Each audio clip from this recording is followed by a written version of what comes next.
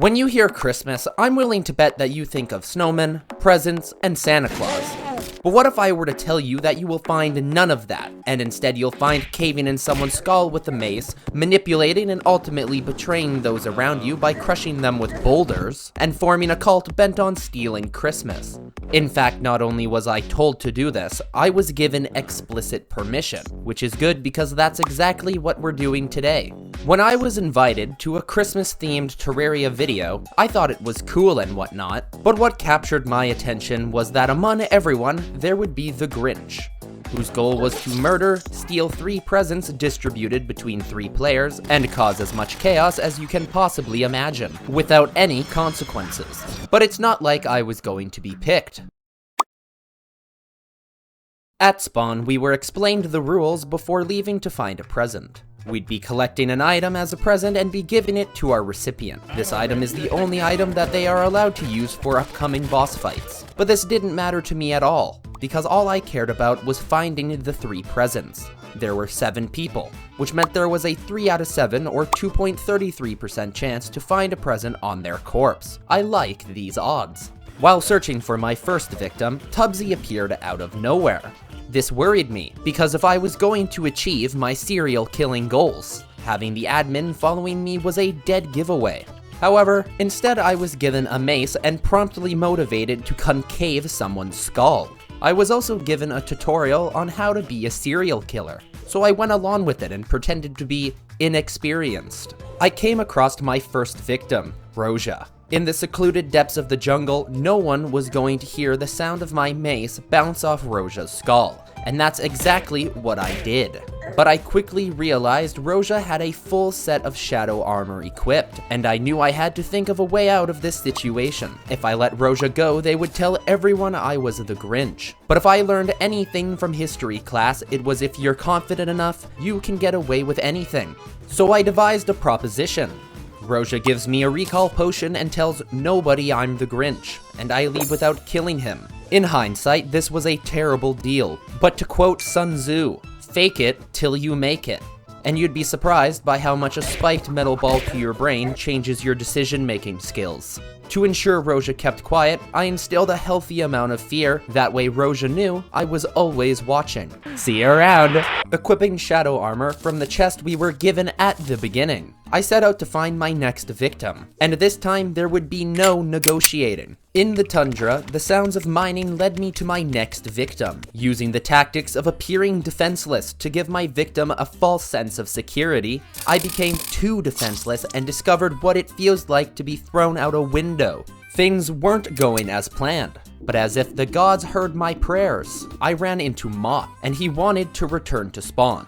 So being the good Samaritan that I am, I offered to murder him with my mace, and he readily agreed. He did not drop a present, but little did he know he was now an accomplice in stealing Christmas, and my odds of finding a present had significantly increased. I searched for a suitable present, because even though I was trying to kill everyone else, it's not fun if they don't trust you first. Once again, Tubbsy appeared out of nowhere, and gave me bouncy and heart boulders. Now don't get me wrong, I'm all for running over and crippling my victims with boulders. But you know what would have been nice? A fucking gun. After that, I was suffocated under a mound of sand. Guys, I promise I'm a professional. For the first gift exchange, I was given a gold bow and flaming arrows. Not a bad gift. I do love setting people on fire. Because of my premature death in the desert, the only item of value I had to give was my flaming mace. But do not fear, I now have a KO cannon. I cannot tell you where or how I got this, but why cave in someone's skull when you can repeatedly give them concussions with a boxing glove? The first boss fight was underway, and I won't lie, I'm a bit disappointed. I really thought the Eye of Cthulhu was going to hold its own against 8 players with full shadow armor and some with hard mode weapons. I think the admins also felt similarly, because they spawned 5 more. Next up was the Snowman building competition, and there was a wide array of snowmen. There was my classic snowman, the special snowman, the depressed puddle snowman, and the 2 pillars of snow stretching into the atmosphere. Is a rectangular beam considered a snowman? Frankly, I don't care. But can you guess who won? If you guessed the pillar stretching into the atmosphere, you are wrong. The sad and melted puddle won. With the Snowman building competition over, it was back to the regular scheduled broadcast of watching a man be entombed alive as he screamed for help. This made me question whether or not I was truly evil, but it was very comforting knowing the one who entombed him alive was in fact an admin. Did he deserve to be trapped in a 3x2 foot box for the rest of his existence? I don't know, I left before I could find out. I tracked my next victims into a cave, and was slowly biding my time before I executed them. And that was when my worst fear came to fruition. The devil on my shoulder whispered into my ear.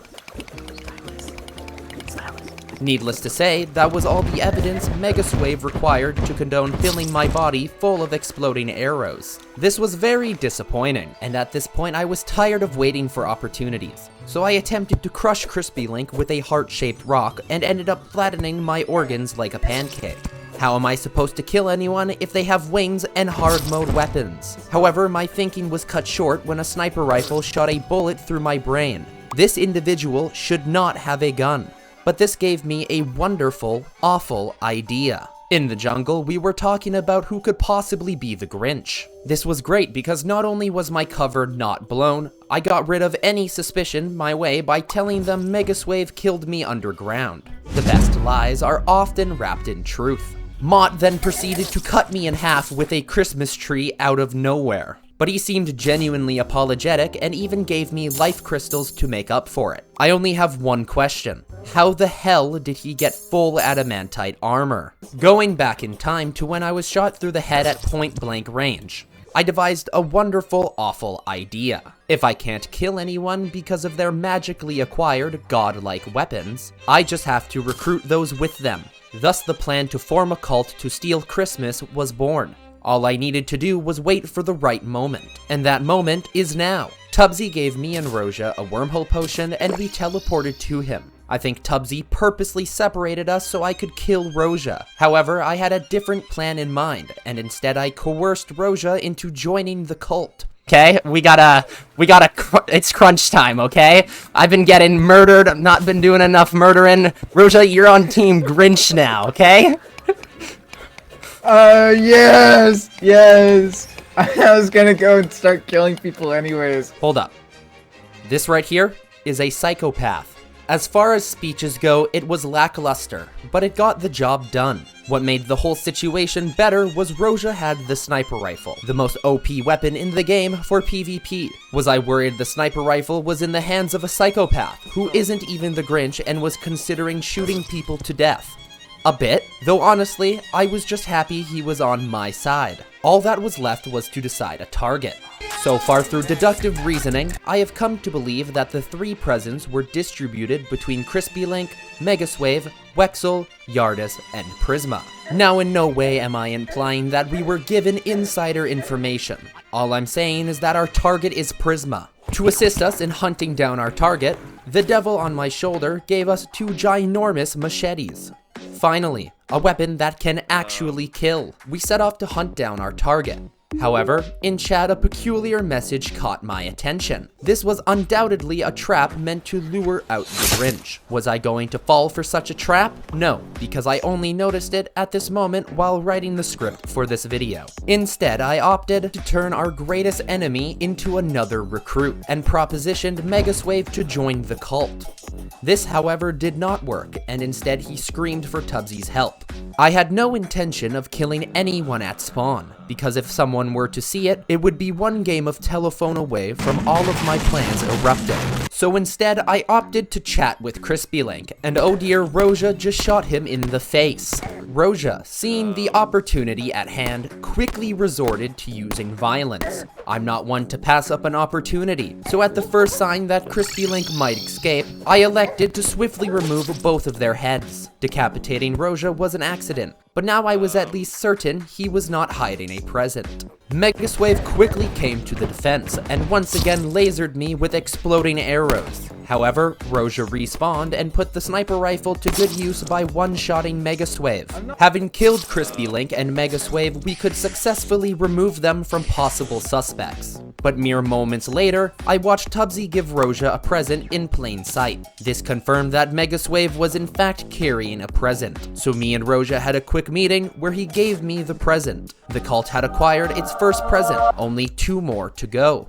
During the meeting with Roja, Mott continued to sneak his way over to listen in, and Roja continuously put a bullet through his skull. But I knew Mott had witnessed Roja receive the present. Mott was either the biggest liability or another recruit. We decided to expand our ranks and extend an invitation to Mott, who asked a fantastic question. What's in it for me? You see, if the Grinch collects all 3 presents, he wins the whole event. So if the cult collects all 3 presents, by extension, the members of the cult also win. So what's in it for you to join the cult? Victory! And if that didn't convince him, we also threatened him. In the end, Mott joined, and the cult now had 3 members. Very, very nice. But the moment I was waiting for had finally arrived. With the cult at 3 members, a funny effect started to take place. Normative conformity, or more commonly known as peer pressure. Here's an example. You're on the playground and you see all the cool kids having fun together. You want to have fun too, so you convince yourself that you want to be a part of the group. So back to the present. Crispy Link asked if he could also join the group. Wonderful. My secret plan to dominate the world and go to war against the admins was coming to fruition. However, Tubbsy must have seen this coming, because he created a rule in which the cult could only have a maximum of 3 members. So sadly, Crispy Link could not join the cult. This was incredibly disappointing. But I pride myself on being honorable, so I upheld the rule. Anyway, back to the suspect board. The only remaining targets were Wexel, Yardis, and Prisma. In the next gift exchange, Wexel gave me desert boulders. This was an awesome gift, and what better time to use them to crush people to death than during the Wall of Flesh fight. This failed, so we killed the Wall of Flesh and returned to spawn. However, not everyone immediately returned to spawn. Me, Roja, and Wexel stayed behind. Wexel, if you're watching this, it's nothing personal, it's just good business. I returned to spawn and pretended like I hadn't just severed someone's head with a machete like a true sociopath. Thankfully, my cover was still intact. Well shit. Mega just casually outed me to the entire server. With 2 presents remaining, the final targets would be on high alert. But while everyone was avoiding me, they wouldn't be avoiding Roja. Separating from the group, Roja went off on his own. Did this concern me a little? Absolutely. But I also pray for his enemies. As we were searching for Prisma or Yardis, the devil on my shoulder gave us a devilish proposition.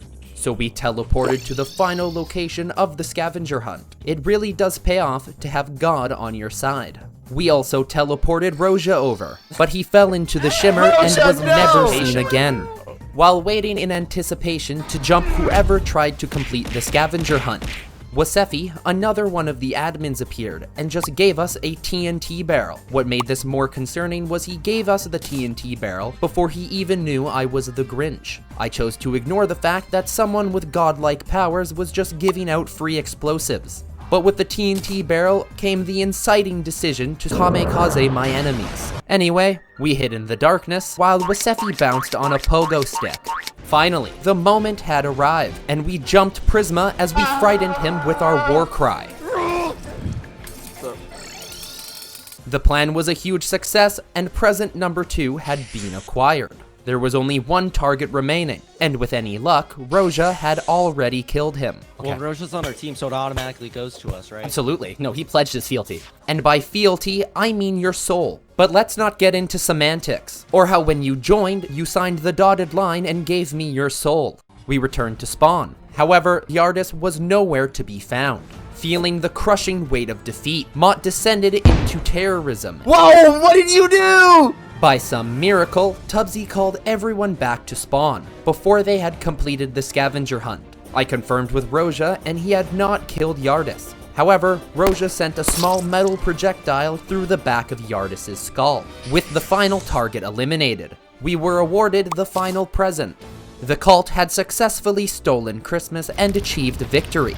After we stole Christmas, it didn't take long for everything to descend into chaos. As Wexel had completed the scavenger hunt, the admins finally lost their minds and began to terrorize the server by summoning Moonlord or racing Spawn with high-velocity explosives and summoning hundreds of Empress of Lights before crashing the game.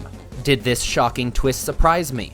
Not really. From the beginning, I knew these two were the true psychopaths among us. Was stealing Christmas and in the process ruining any possible future relations with the participants of the event worth it? Absolutely. I'd like to say thank you to Tubbsy for inviting me to take place in this event and all the other participants. Thank you to the members of the channel, and thank you for watching.